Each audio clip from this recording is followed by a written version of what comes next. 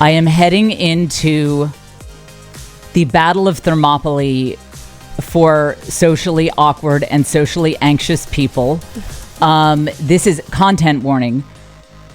If you have social anxiety, ADHD, if you have been diagnosed as being on the spectrum by TikTok, and you really feel like that might be true for you, if you have a history of trying to be chill with people and having it get very awkward very quickly, flinging your arm out and it kind of hits someone's neck and then you're like, maybe I should go in for a hug, that sort of thing. Then this episode might be hard for you to hear. I just found out that my husband signed us up to host a 12-person sit-down dinner party. And you might think, well, it doesn't get worse than that, but it does because it's for alumni of the Stanford Graduate School of Business. What you have to understand about people who have graduated from that program is that they are all what economists call filthy rich. Now, see, I have to be careful because my husband has been going in and out of, like, right now, he's not outside the door to the studio, but he'll because people might hear this and he'll be like, don't say that everyone who went to Stanford Business School is rich. And so Caitlin, let's get a sound effect because he's too busy to listen to this podcast. So if we can just get through the recording, I don't think he'll know. My kids listen sometimes. Don't tell Dad that I was saying this. Caitlin, what is a good sound effect that if we hear Joe creeping outside the door, that you can hit? Okay, yeah. Yes, okay. It might need to be a little louder so that I can hear it because I can barely hear that. Okay. Yeah, because I don't wear headphones on this show because that might mess up my hair. Okay, so if I hear that, I will. So I might totally change directions during this podcast. I don't know what Joe wants me to say. Because I think he would think that would be offensive to his fellow graduates, So I'll be like, no, they're for the people. They're poor. I don't know. But so if I radically change direction, then we'll know. Caitlin will hit the sound effect, and that means that my husband can hear what I'm saying. And so I need to kind of go a different direction for a while. Okay. So, but these are the facts, guys. These are just facts. I didn't know that we were doing this, and facts. You know what? Because Joe would disagree with, and I don't know why. He just would. Joe perceives the world very differently than I do. Not every minute of every day is a full episode of Game of Thrones in his mind. I don't know. He just goes through life yeah, I'm chill and it's fine. And sometimes he thinks I'm quote unquote crazy and being dramatic. Insane. We don't know where he gets that idea. So I don't know why he would disagree with me about this, but I know that he would. So I'm just going to stick with the facts. Okay. Fact number 1. I found out that we were hosting a sit-down dinner for 12 graduates of the Stanford Graduate School of Business fewer than 7 days before the event. Okay. Fact number 2, whenever there is an event hosted at someone's home where there is a man and a wife, husband and wife in attendance, how the event goes reflects on the woman. Let's face it, we're not modern, enlightened people on this part. Most of us are repressed Catholics. We believe in old school traditions of, we just, a woman is kind of the heart of her home. Very unfortunate for my home that is the case for me. But so it's going to reflect on me how this event goes. And Joe, by the way, is no, nobody will care. But that's a fact. Okay, so fact number 2. So fact number 3, and here's where it's important to stick to facts because Joe would disagree with me on this. I have been to multiple events that were for people who graduated from this business school. I have never attended one that wasn't in a mansion. In fact, one of them was in a home that, if you have ever seen a postcard of Austin, we have our iconic 360 bridge. It goes over the lake in West Austin in the rolling hills. It's very lush. It's very beautiful. You can see the lake. And then there are some mansions on the lake right by the 360 bridge. Like, I heard that when Joe Rogan was looking to move here, he looked at these houses, but they were too expensive. So one of the mansions in the postcard for, like, you know, welcome to Austin, that's where one of the events was. Because again, I know that I will be having a discussion with my spouse if he hears anything about what I said on this episode. I just really wanted to stick with facts. So I rolled through every single friend of ours who graduated from that business school. And I was trying to think if I can think of a single one of them who has a net worth that would seem to be lower than 7 figures. Oof. Okay, I'm going through. Nope. No, not Mike. I guess I shouldn't say names. No. I mean, I've been racking my brain. I truly, in my heart of hearts, I cannot find one. So that's another fact. So now, my husband, who has a supernatural ability to not care what anyone thinks about him, and truly he does not care. I mean, it's not like he's missing that part of his brain. Like, it's not, I mean, I don't even know if it's something we want to emulate. He just doesn't care what people think of him. I do. A little more than him. I do. And so what concerns me is that these people, they think they're coming to a mansion. Caitlin's probably trying not to laugh, but she's seen my 1,900 square foot house that we've lived in for too long. We've lived in this house past the expiration date. It's you know, it's not good. You know, we had one dog, we got another dog. We have pets. We have a very welcoming house, lots of kids in and out, but it doesn't lend itself to like being a nice house. You guys know me. I live in my head. I don't really connect with the real world. So it does lead my house to be a little bit cluttered, little bit, you know, stuff everywhere, a little bit like the carpet looks like something exploded on it all the time. I mean, like, the walls are trashed. You guys just really be present with me on this, that we have, so it's 12 including us. We have 10 people. They think they're coming to a mansion, especially that, like, this isn't the only prestigious degree that my husband has. And I think that's somehow known in these circles. So they're like, well, he also went to Yale. So they must be like so crazy rich. And what they don't know is that we're too insane to like have money, you know? And we're like banking on his wife making money at stand-up comedy rather than him, you know, using any of these like Ivy League degrees. So I'm in full meltdown mode about this. We don't really have this. Well, we don't have the space for this. We don't have, you know, people who host stuff like this, they have 2 ovens. Have you seen these nice, like, I bet some of my podcast listeners, you guys are rich. You guys live in nice houses. You've got like 2 ovens, I bet. I don't. I have 1 oven. Also, we don't have matching plates. I opened and Caitlin, am I lying? Am I saying this just to be on brand? No, she's serious. Yes. I looked in my cabinet. I was like, how many matching plates do we have? I got to 3. And then we have 2 from another set. One other one, like, they're all got, and these are Target plates too. And it's like, I mean, my kitchen floor, my kitchen floor is in such bad shape that even after the housekeepers come, it's like, what can you really do? You know, it's just we've lived in this house too long. I mean, most people don't live in the same house since 2007. And there's really a reason for that. Like, we just need to move out and let someone else gut it and take over. But so here we are. The reason I'm bringing you into this, you know, this is just a personal situation that I am in, is I am going to walk you all through how I am mentally and emotionally handling this as a person with very, very extreme social anxiety and a house that is it just has white trash vibes. I mean, there's just no other way to describe my house. I mean, like our back porch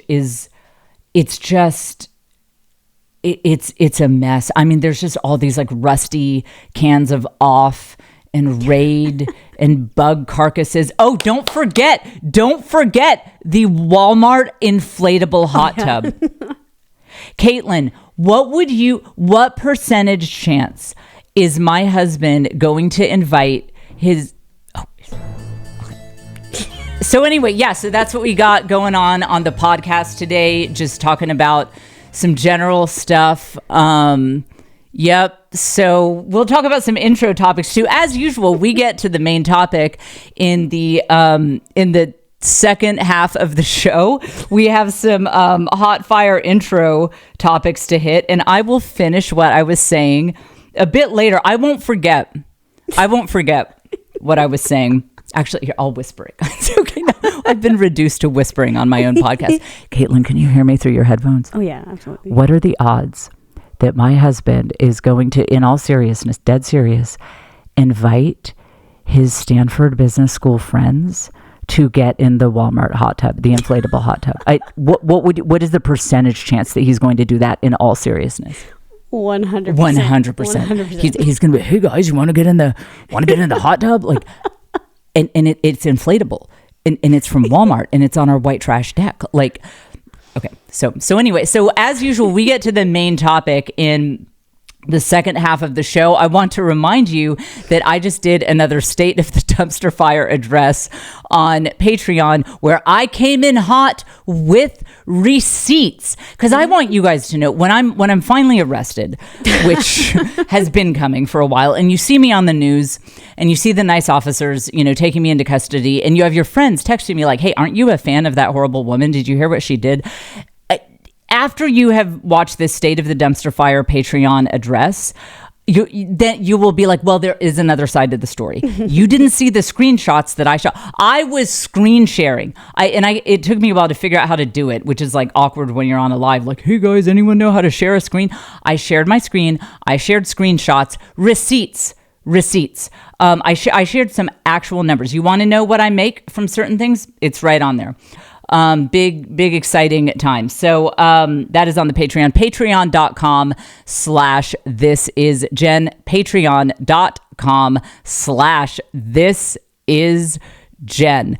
This is the Jen Fulwiler Show, coming in hot from Austin, Texas. We publish new episodes every single Wednesday morning. This is the podcast where you learn the art of the village hustle. That's being a hot girl boss or hot boy boss who knows that love and family and community are the foundations for all true success. Caitlin White is our lovely producer. And again, I always set up the show in the first part where I'm talking about nothing controversial at all that anybody could ever disagree with. And then I set it up, and then we do some intro topics, and then I get to that main topic in the second half of the show. This is normally where I would say, tell your friends about this podcast, but you're probably not going to after you hear the whole thing. So I'll skip that one for this episode. If your friend did recommend this podcast to you, just know that she disavows everything I'm about and did not mean to do it. Like, she was just drunk when she recommended it to you, and she takes it all back. So obviously, big news for those of us in the United States. Obviously, elephant in the room. The big news this week is that Young Thug is free. Yes, finally. So if you guys missed, that is honestly the most important national news to me this week. If you guys missed my very intense coverage of the Young Thug trial, it was honestly probably the best work that I have ever done on this podcast. And, I hate to wish that someone would stay in jail a little longer so that I could get more content out of it. So I definitely didn't think that. I definitely was not disappointed, especially that I have a joke that I do in stand-up, and it kills. I mean, it destroys like nothing destroys on stage, especially like in Austin shows where I'm in front of crowds that are very different than I am. But it requires Thug being in jail. The joke doesn't work now that he's out of jail. So I might turn into a snitch. I might need to call the hotline and be like, I saw Thug dealing drugs. Did you hear these lyrics? I think that he has not been completely following the law. So the Free Thug hashtag did evidently work. I guess we did have the election. We are recording this before we know results, and if we're being totally honest, I'm so apolitical. Like, I'm whatever. I wouldn't cover it anyway. I will say. I will say this. I only unfollowed like 4 friends on Instagram, which isn't too bad. Because see, one thing you guys should know, I do not have a personal Facebook account, or I do, but I haven't logged in like 2 years. And I've never had one. I don't know. I've just never been able to connect over there. I do run my page account and I enjoy, I read your comments there and stuff, but I just haven't connected with that. So I'm mainly on Instagram, and I did unfollow 4 friends, and I unfollowed some randos too who were doing political posts, but mainly one of them is like, it's going to be awkward because I think I'm going to see this person. I think they will notice that I unfollowed them. And here's the reason why. This is an automatic unfollow, probably a block for me. They were doing the Handmaid's Tale thing. And the reason I had to unfollow is because intellectual inconsistency, it causes me physical pain. It's not something, people have like disorders and disability. It's an actual disability. Like, I have to retire to a fainting couch and I can no longer go about my day when I am exposed to a certain level of intellectual inconsistency. And it's just, so I just couldn't, it was for my health that I had to unfollow because, there's also, okay, the analogizing, like, if a certain worldview takes over, we'll all be in the Handmaid's Tale. It's also annoying to me because one of my events was protested by women who were dressed up as handmaids. And that annoyed me because the nice people who were trying to, it wasn't a comedy show. It was it was like a regular speech. But the nice people who were trying to come to the show couldn't get in because these women in their costumes were protesting the organization and what I was doing. By the way, you want to know what the organization did? For women in crisis pregnancies who had no support, nowhere to go, they're suddenly pregnant, and many of them were, pushed by other people to try to make some different choices. They wanted to raise this child, but they had nothing. This organization would cover all of their health care, pay for everything for them, even after the baby was born, and pay for any existing kids they had, and even their pets, and your little dog too. Just fully, we will help you out. No pressure, just no pressure to do anything, no pressure to but you have to go to the Catholic Church. Nothing, just will help. That's all it was. That's what we were raising money for. And I had people blocking people coming in with their little handmade costumes. Oh, and the best part is one of the ladies who organized it, this woman, not only has she helped countless women in crisis pregnancies, but she herself has been a foster mother to, I think it was 24 babies. Wow. Who, they needed for a few months or whatever to have someone to care for the baby until the baby could be reunited with the mother or, find a forever home or whatever. And just a saint of a woman. And it was so sweet. She walked up to me and she said, well, we might need to delay the event because there are some sweet girls outside dressed up as Little Red Riding Hood. So I was like, way to take the power out of their selves. Amazing. And she was dead serious, because she's just that sweet and innocent. So that left a bad taste in my mouth. But so here's the intellectual honesty. This is why people got unfollowed. If people want to mouth off about politics, people are going to do that, and I'll just mute them. The Handmaid's Tale thing. Listen, what kills me about it, all I ever ask for anyone of any worldview, whether I disagree with them or agree with them, is be intellectually consistent. This was a big thing that my atheist father raised me, which, by the way, ultimately led me out of atheism. He was like, look, if you say that you adhere to a certain philosophy, think it through to all of its logical conclusions and live with that. Don't buy into a philosophy halfway. So like this was a great upbringing. He was like, like in atheism, life is meaningless. There's no purpose to it. And we might not like that worldview, but that is the, that is the extent. That's what we believe when you play that out. So it was, this is from the rappers, not my father, but 10 toes down, like whatever you believe, do it 10 toes down. And so with the people, so the friend that I had to unfollow, dressed up as a handmaid and was like, if we let Christians have influence in this country, we're all going to be like handmaids. And see, here's where I have to throw my phone out the window to protect myself from the intellectual dishonesty, because I was like screaming at my phone. I'm like, that's your worldview. That's your worldview, not Christians. Because I think, Caitlin, do you know anything about this TV show? Yeah. Mm-hmm. Okay, so I can't be exposed to it because, again, that I'd have to retire to my fainting couch. But if I understand correctly, it's that the rich women have become sterile, so there are women who are forced to have kids. Is that right? Mm-hmm. Yeah. Okay, so the Christian worldview is that marriage and sex and babies should all stay together. It's like a trifecta. Like you keep those things together, and so. And this is, by the way, has been very pro-woman historically. If you see how women were treated before Christianity, who were like infertile, weren't able to produce, like revolutionary for women. This idea that, look, you're married, so you're not having kids with anyone outside of your marriage. Like marriage, kids, sex, all that, it all goes together.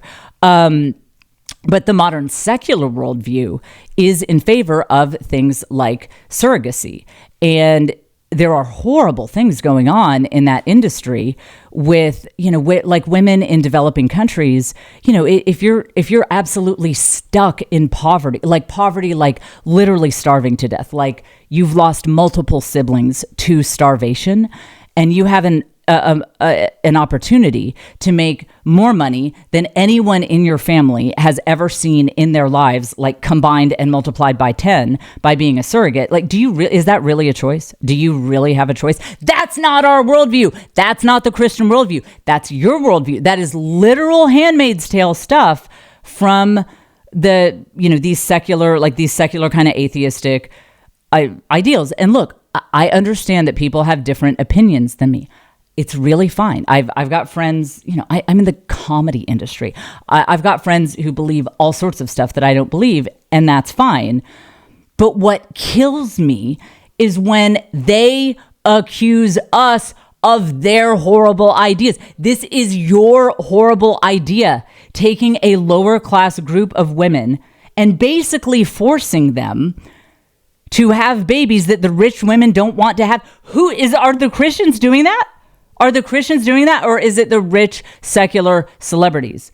Is it the people who have your exact worldview doing that? And that's why everyone talking about Handmaid's Tale gets unfollowed immediately. Like, don't take your horrible ideas and put them on us. Like, we actually stand for the exact opposite of that. Because Paris Hilton, she was making jokes about rubbing her belly while her surrogate was carrying her child. Like, this is not a Christian worldview. So, and again, if people have that perspective, I don't hate them for it. I don't dislike them for it. I know friends who, they've done all sorts of stuff like that.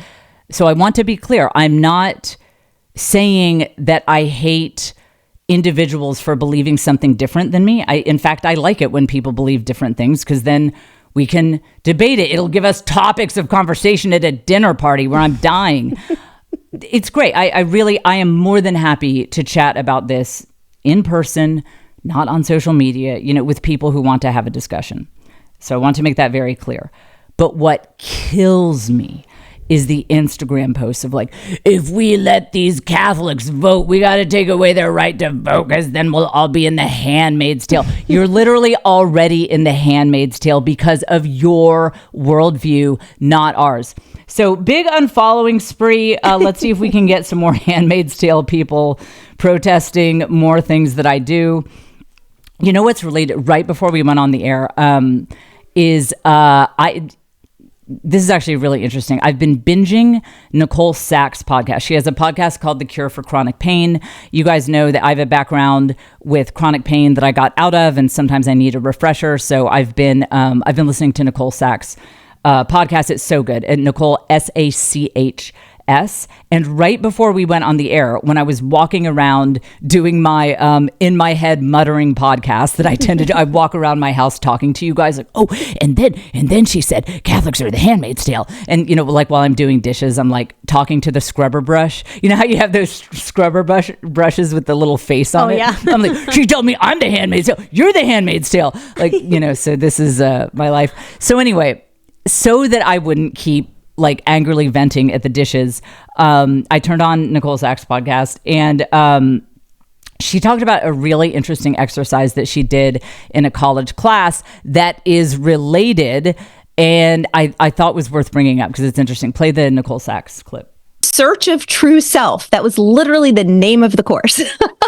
And I was 18, and the first day we sat down and he said, I want you to write on the front of this piece of paper everything you like about yourself, everything you're proud of that you are. So I'm writing, I'm such a good friend, and I care about other people's feelings, and I respect boundaries, whatever the hell I said. And then he said, turn the paper over. Okay. He's like, I want you to write everything that just drives you absolutely crazy about other people. I just want you to just go for it and like list it out. And I'm like, people who are lazy, people who disrespect each other's time, people who lie, whatever I said. And he goes, okay, turn it over. This is the stuff you like about yourself. Other page, this is the stuff you hate about yourself. Because anything that annoys us in other people annoys us because we are capable of it. And in our laziest moment. Isn't that interesting? So yeah, one side of the paper is what you like about yourself. The other side of the paper is what you hate about other people. And then the professor says the other side of the paper is actually what you hate about yourself. And that is so true for everyone but me. I only hate people because they are annoying. But it's interesting that you see, like, the Handmaid's Tale people that this show, it's not even on the air anymore, is it? It's like, I don't know. Well, I don't think it is. It's like, this is old news and they're still dressing up. Maybe it's an Austin thing, but I saw so many people. I was downtown doing comedy the night before Halloween, and I saw like 4 or 5 women, I guess because of the election, dressed up like that. And I'm like, you guys are so fixated on what you perceive the Catholic or the Christian, like that we're doing all this. What you don't realize is you're doing all this. You are taking away women's freedom. You are oppressing, and frankly, I'm not using this word lightly, enslaving women in poverty-stricken countries with this worldview, but you project it all. You're like, I hate these Christians who take away women's freedom. Like, you're literally taking away women's freedom. It's so, and this, okay, hit the special sound effect. From what I know, we're in the deep end here. I just have to say one more thing on it. Because I love talking about stuff like this, and nobody likes hearing about it, but I love talking about stuff like this. And I've said this to my friends who have this worldview, which is 99% of my friends in comedy. I was talking about this in a green room. I said, because she was bringing up Handmaid's Tale stuff too. And I was like, but like, what really takes away women's freedom? I think it's you guys. I'm pretty sure it's you guys because, first of all, I used to have your worldview. I was like militant atheist. Like, I know your mentality. But what I came to see is when you have a society that has your worldview, which is one that like hookup culture is really empowering, and women definitely need to be sleeping with various people to live a full life. Like that's secular culture. Like, yeah, you're just not living a full life if you're not hooking up with a bunch of people. But then we know, frankly, from Planned Parenthood, we know that the actual use failure rates of contraception, if used over a 10-year period, is like 70%. You are very likely to have contraception fail if you use it over many years. And that's from Planned Parenthood themselves. And then we also tell women that children are a burden. So do you see the situation that you're putting women in? That you're telling them that in order to be fulfilled, they have to engage in the act that creates babies, but they shouldn't want babies. And they should engage in the act that creates babies with men who they would never want to raise a baby with. Like, are we feeling a lot of choice in this, or are we maybe not feeling choices here? So anyway, I really think, I truly believe that is why, like, the Handmaid's Tale crowd is so fixated on that narrative and can't let it go, and is always bringing it up because, and you see a lot of this stuff at like the Women's March and stuff too, because I think they have a lot of inner tension. I think they have a lot of inner tension where they are feeling a real lack of freedom for women, and they need to project that somewhere rather than be like, maybe our worldview sucks. Like, maybe our worldview is just terrible and it needs to change. So they're like, no, it's the Catholics. So it's interesting that as I have studied anxiety and inner tension, I really see that in that movement. And when I think back on myself being in that movement, I'm like, yeah, it wasn't sitting right with me, that worldview. It really wasn't sitting right. And I see now why I projected, like, oh, I just hate these Christians for this and that. Because I really did, in that sense, like, hate my own worldview, but I just couldn't admit it because I didn't know what the way out of it was. Nice light topic here for your Wednesday. But I will say, what's interesting is after I heard that Nicole Sachs thing, truly my innermost thought was like, yeah, well, no. I mean, I hate traits in other people because they're just annoying. Like, I am a mental rock. It would never be, because I did the exercise. I was like, okay, yeah, I hate this and I hate that.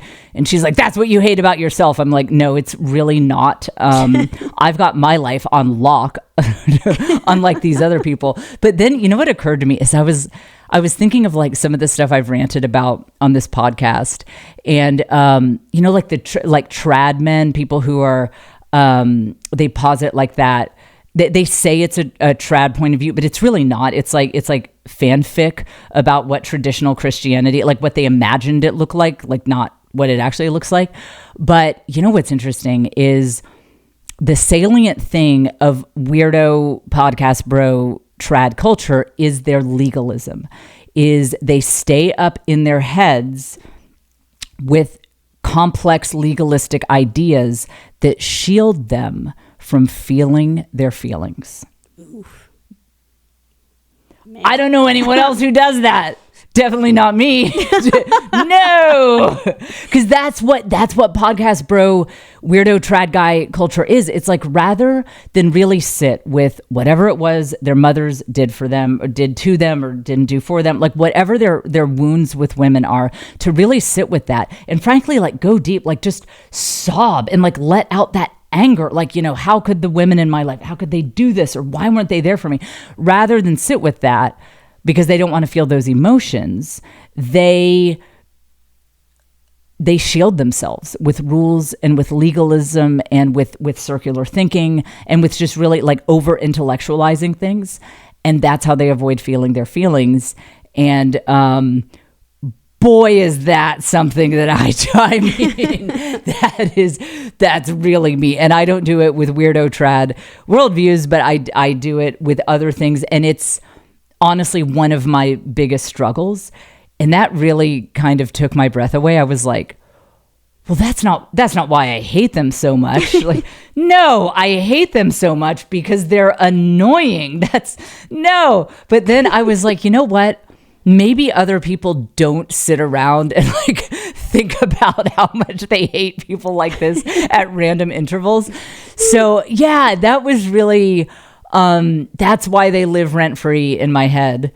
That reminds me, there's a great meme that is so me. It says, saying that you live rent-free in my head is not the flex you think it is. That neighborhood has a ton of issues. Like, oh yeah, my head is like as much of a mess as my actual house is. Like, yeah, I mean, a lot of people live rent-free in my head, and they're like trying to get out.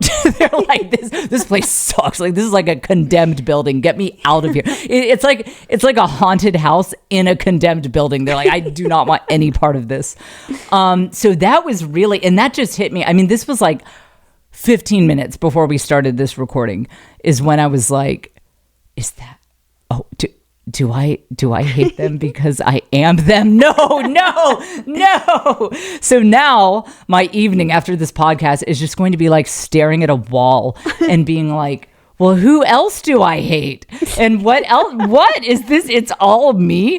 Because I also hate people with a public presence who got really successful and famous and like made their millions, but I feel like they took shortcuts to get there. Like they sold themselves out, and they live so rent free in my head. I fixate on them. I hate it so much.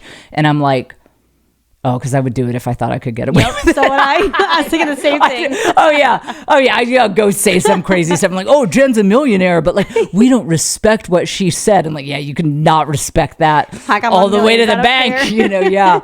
I mean, I'm really going to have to sit with this for a while. So next time you're thinking about who you just really hate, and you just like more than once a week, you think like, man, I just hate people who do this and that. Listen, I got bad news for you. Ed, you are that person on some level. You're doing it too. And I don't know. That was just a very startling realization. By the way, I grabbed a new drink. This is actually somewhat related to our main topic. I'm on one of my intermittent sobriety kicks right now. So I have all of these alcohol-free drinks. This one, I realized, boy, is this not sponsored. I don't know how I didn't know from the fact that it is called Trip. And the logo is someone doing like the hang 10 surfer, like, hey, dude. Supposedly it has CBD in it. And it's supposed to mellow you out and make you calm. It does not taste good. This is, it's not for me. But so I think I can say officially, it does not mellow you out. Or what if it did? And this is the mellow version of me. What you have heard on this podcast so far is me mellowed out. I'm chilling because I drank my CBD drink. Okay, so here's how that's related to the main topic. You didn't hear this in the setup. I have to do this dinner party sober because I'm on one of my intermittent sobriety kicks. Stone cold sober. And I'm so terrified about this. I was thinking like, does my sobriety commitment include drugs? Should we, just for one night, guys, just for one night. I mean, I'm so stressed about this. Okay. Before we go into the main topic, I just want to remind you, because I have a note here to say this before the main topic. The State of the Dumpster Fire Patreon with receipts is up now. We just did it at the end of last week. Patreon.com/thisisjen, patreon.com/thisisjen. And I had screenshots to show you why I will be turning into the Joker. So, to recap. Oh no. Already? All right. Oh my gosh. Okay. To recap, we are throwing a dinner party for 12 people. I just found out about it. And these are people from the Stanford Graduate School of Business. And my husband would want me to give this disclaimer. Just because I have met many of the graduates of this organization, and not one of them wasn't rich. That doesn't mean that they're all rich, and I should not stereotype. We're poor enough for like 10 Stanford Business School graduates, so we are definitely we're balancing things out here. We believe in work-life balance, not like making money over here. Certainly not making money on the podcast. So here's I'm going to tell you the hell that my life has descended into with this situation. Again, it is this coming Saturday that it is happening. But really, I'm going to help you guys by telling you how I am thinking through this, and the idea of like, in situations like this, especially if you're socially awkward, you really do kind of have to play a character. This is turning into kind of a companion episode to the previous Make It Iconic episode, which was a couple episodes back. Oh my gosh, what was that? I don't know. What was that? Come in. Who was that? That poltergeist. I swear. Okay. That was so scary. Was that my husband? This is why I call it the poltergeist door. This is the most chaotic podcast you have. I mean, Okay, now that we have the poltergeist door dealt with, let me reset this. I will walk you through the discussion my husband and I had about this upcoming dinner party and also how I am handling it as someone who is not equipped at all to handle these situations. Okay, so Joe tells me casually, he's like, yeah, Stanford's doing this cool thing. They are encouraging community. Hey, that's what I'm about, village, right? And he's like, they're trying to get people together to connect and, again, sort of form like a village. And I was like, that is amazing. I love that. He's like, right. So we're hosting a dinner party for 12 people in 6 days. And I was like, no, I take back everything I said. Village, nothing. Like, you don't need community. You're fine on your own. Absolutely not. And then he tried to tell me, he's like, this is not that big of a deal.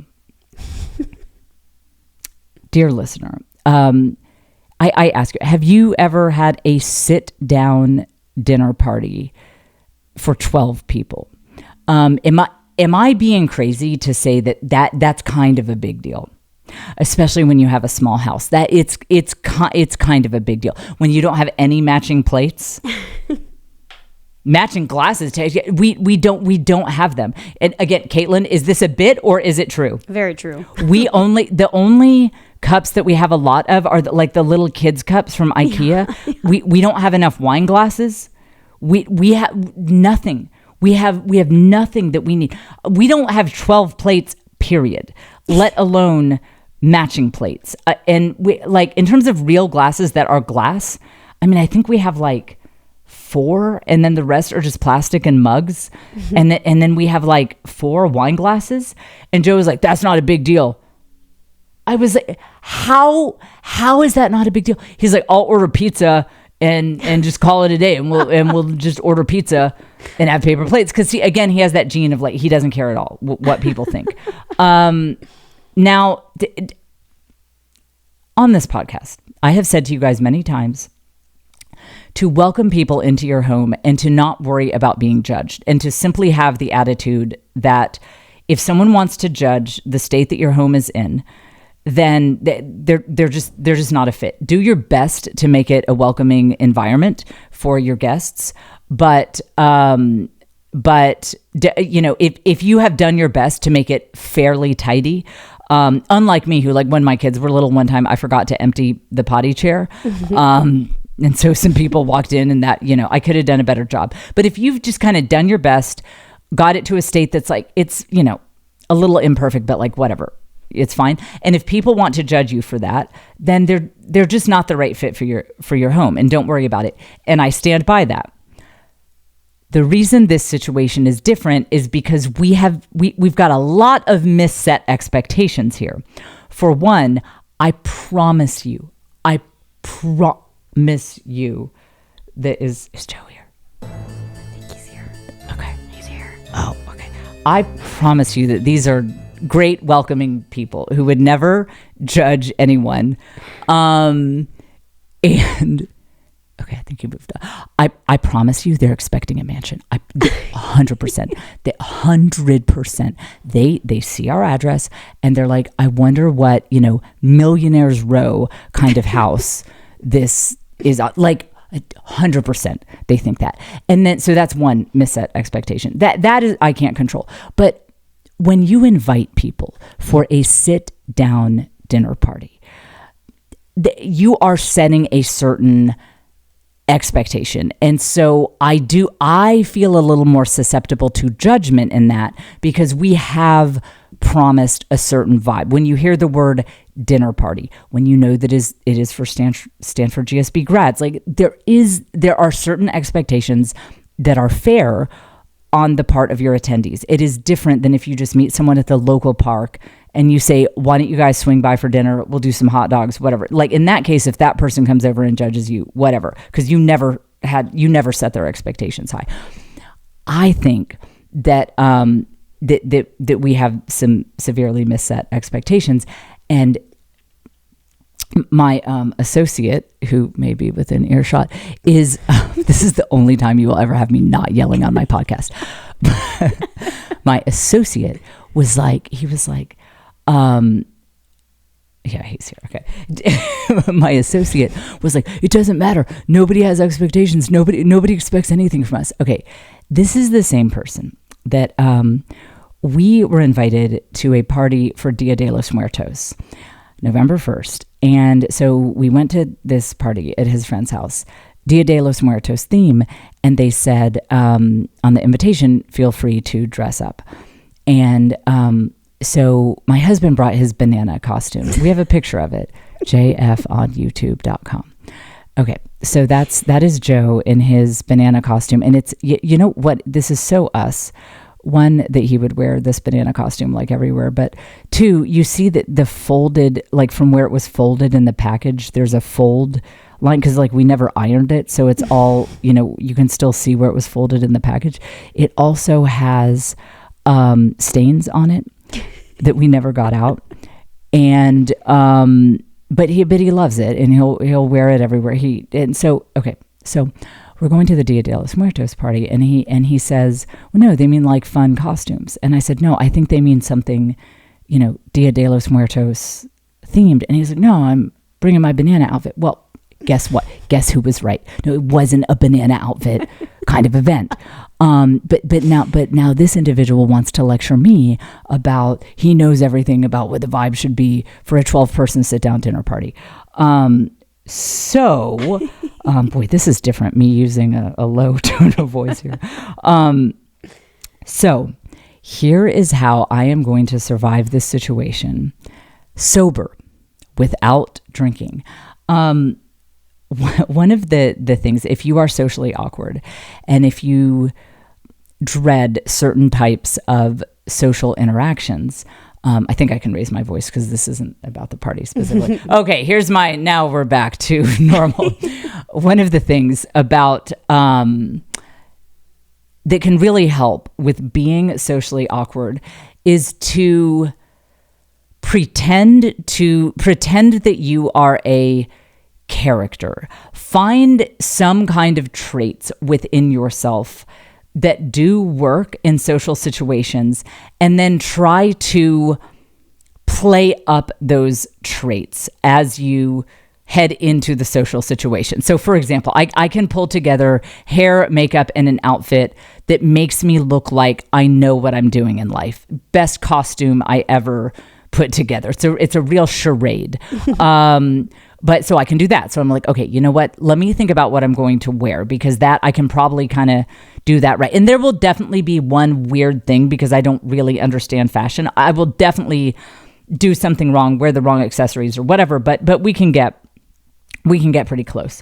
Also, I will say because I cannot be bored, I'm pretty good at keeping conversation interesting. So that's another. Okay, so we'll bring that character of like someone who's interesting, who likes to have interesting conversations. For example, I thought of this. What do you guys think of this, Caitlin? I think this is so great. So normally what people do at dinner parties is you go around and say what you do for a living.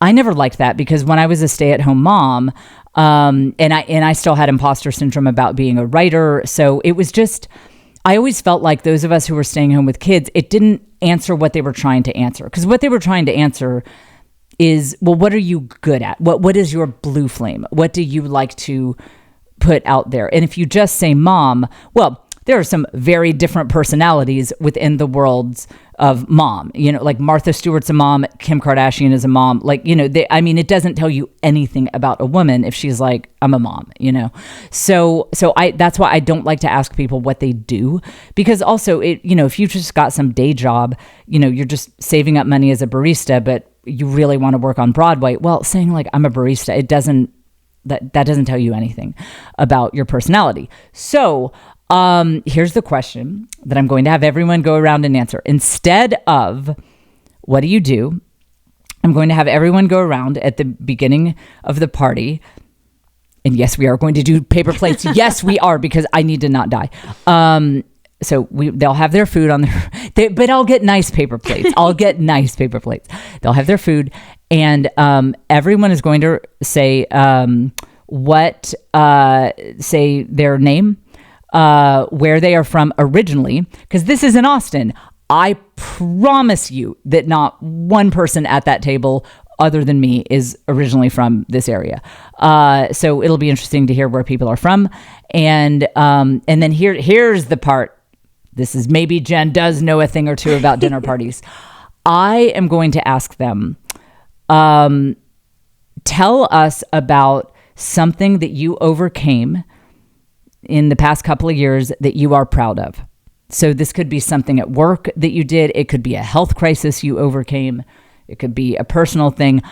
I love that question. Isn't that a great question? Oh, yeah. And that way, so like, let's say back in the day when I was staying home with kids, but I was writing my book. I loved to talk about it, but it was hard to get people to bring it up because when they'd say, what do you do? You know? So that way, if I were at a dinner party back in the day and they said, what is something you overcame? I could be like, hey, I'm writing a book and I'm just learning how to write books. And recently, my agent told me that I have to scrap this and rewrite the whole thing from a blank page. And I did that. And, and you see how that starts the conversation. And again, someone who is like, they're working as a barista. They don't really want to talk about being a barista, but they can be like, you know what? I learned how to sing this one song really well that I think will help me in my auditions, to be in musicals. Listen, maybe I'm the best dinner party host that's ever existed. Here's what I want to tell my socially awkward brethren. I think that within each of us, there is actually some hidden skills that make us extraordinarily good at socializing. And I think that might actually be why we have so much anxiety, because we have high hopes and expectations for what this moment of being around other human beings could be. And other people are like doing it wrong and messing it up. And that fuels our anxiety. And when I thought of that question, I was like, okay, I actually think this is going to be a good dinner party because this is just really going to get people talking. And now, after we eat, if we're just standing around, chatting or whatever, it will help. It will help people know what the other people at the party want to talk about. So if you end up in one of those awkward moments where, okay, you're standing in the kitchen and this other person's standing in the kitchen and you don't know each other, well, now you know what to bring up. If that person, again, said, yeah, I'd love to work in the theater and I just learned this one song, well, now you can bring that up. You can be like, so when you learned that song, did you get a voice coach or did you just watch YouTube or whatever? Now you know what the other people at the table want to talk about. Whereas if you just ask them what they do, they might not want to talk about what they do. They might hate their job. That might depress them to have that brought up. So I think, fellow socially awkward people, I think you have something like that within you. For you, maybe it's not conversation starters, but maybe you have such OCD attention to detail that you could put together a whole fall Thanksgiving wonderland. Like they walk in and the candles are set and the music is perfect and you've got fancy streamers hanging from the ceiling and all that sort of thing. Or maybe it's maybe it is cooking. Like you're not good at conversation, but you do love cooking. Even if you don't cook the whole thing, I have convinced Joe to let me have this catered because we need sanity around here. So maybe for you cater most of it, but you really like making desserts. So you will make the dessert. I promise you, there is something within you that is actually really, really good with people. I promise it's there. And you have to let go of your anxiety enough to find it. And it's so interesting that I have ended up in the line of work that I am in with the level of social anxiety that I have because, interestingly, my shows trigger zero social anxiety. When you guys meet me after the shows, no anxiety because one, I feel like I know you. It's all my podcast people who talk to me after the show. And I'm like, well, they're crazy. If they're in this line, like they listen to my podcast, therefore they're insane. So I honestly, I never get anxious talking to you guys after shows. Also, there are such strict rules. There is a line. It is very clear how long we can talk. Other people are waiting. So no problem there. But you know what does? It is so hard when I am I do private events where people pay me to come out and do comedy or give a speech or whatever, their private event. So I walk in to a room. Very often it's like a reception first or something that they want me to go to. So everyone knows who I am, or maybe not everyone, but like they have seen the flyer, with my picture on it that someone probably found on the internet. That's from like when I was 22 years old, and they're like, "Whoa, she's been doing some hard living." Like, wow, who is this hag compared to like the photoshopped picture when she was 22? So I walked into a room. They know who I am from, they've probably seen the flyer for the event. Usually I cannot find the person who hired me to be there because they are the organizer and they are busy. No, usually people are like intimidated to talk to me because they don't know, I'm the keynote of the event. Maybe I'm a snob, or maybe I'm supposed to be doing something else. So no one's talking to me, but I don't know who to talk to. I can't find the organizer. Like none of my contacts are there, and I'm just standing there. And I'm never drinking because I don't drink even when I'm not doing intermittent sobriety. I don't drink before I perform. So, I mean, people who have social anxiety, you just heard that and you're like, that's probably the most terrifying thing I can imagine. And it is. I mean, my anxiety level is like a 12 on a scale of 1 to 10 in those moments. But so that is why, let me tell you, from hard-won experience, it really helps to go into character mode. It's not me here at this event. I am playing a character. So if I do something stupid and people are like, they paid her to be here, like this clown, they're not thinking that about me. They're thinking that about my character. And so let me give you an example. And this builds perfectly. If you like that Make It Iconic episode, this builds perfectly on that. And it really shows how when you change your energy, when you change your vibes, I know these are all hippie words, but I don't know how else to say it. It's when I say energy and vibes, I mean that combination of your micro expressions. Just literally the way you hold your mouth, like the slightest difference. Are you smiling? Are you serious? The way your eyes are set. Are you wide-eyed, like, oh, what a lovely place? Or are your eyes kind of more narrow set, like, we'll see what I think of this place. Are like the way you move. Do you have bad posture, good posture? That's what I say when I mean your energy. I just mean the total package of your tone of voice, how often you blink, just the way you're moving. Okay. This you will need to look up on YouTube, but listen, do it. jfonyoutube.com. This is episode, what, Caitlin? 229. So just look up episode 229 of the podcast on YouTube. Do the video without sound. It is this girl. Okay, so she's walking. I mean, she looks sweet. She looks like a nice girl, but not, little, just normal, like not confident. Now watch. She changes her walk. Look at that. Isn't that amazing? Suddenly she looks like she owns the room. It's just a whole shift. That was crazy. Yeah. So play it again. Okay. So again, this is really worth watching. So her hands are, she's messing with her outfit. Like, oh, hey guys. Hi, I hope everyone likes me. Okay, now she smooths her hair back in a confident way. She's swinging her hips, shoulders back, chin up. Her eyes are kind of set, like she's not looking around for people's approval. She knows where she's going. That's leader energy too. That's like, I am here to just see if everyone is meeting my approval. We will just see if this is good enough for my standards. I cannot emphasize enough that you look up that clip on YouTube. Again, we're here towards the end of the podcast. It is amazing to see that girl's transformation. Yeah. She's walking on a treadmill within seconds. I mean, the clip is like 6 seconds. In 6 seconds, she goes from like, oh gosh, God, I hope people like me, to I own this place.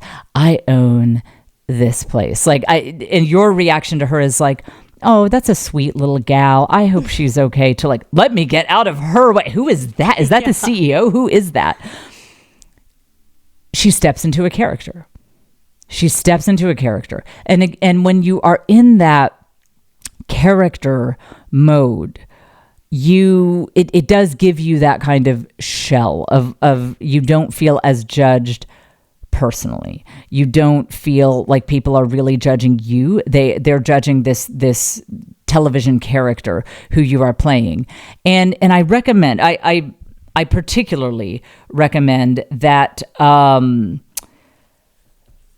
that you find a character who is authentic to who you really are. Because I had heard this advice before. There's some books on this about pretending you're a character, but it didn't fully resonate with me because I was trying to craft characters who I was not. Like I would try to do a character who's like enjoying talking about the weather and making small talk. And look, that's not me. I will never be able to do it. I don't even know how to act like that person. So you have to craft a character who is based on some extreme version of who you really are. You have to dig within yourself to find character traits that are authentic to you and feel right, and amp those up, like turn the dial up to 11 on those. And then your other traits, like maybe feeling insecure and just feeling like I'm not good at this. And I really have a lot of data that would indicate that I'm really not good at this, like dial that down, dial the authentic parts of yourself up that work for social engagement, and really step into that character. And it will really give you that just crazy kind of confidence. And I think I'm going to call this episode Crazy Confidence because it does feel crazy. It feels crazy to be that far out of your comfort zone. It feels crazy. It feels, kind of unsafe almost to be putting yourself forward in a way you're not used to. But once you get used to it, it is really game changing. So, by the way, I'll make a lock screen that says, Crazy Confidence. That's to remind you so that next time you're headed into a social situation, and I'll kind of disguise the word so that other people can't, tell what your lock screen says. I'll disguise that a little bit, but we're doing lock screens now for the show. You can get them in the show notes. And so we'll do a Crazy Confidence lock screen. And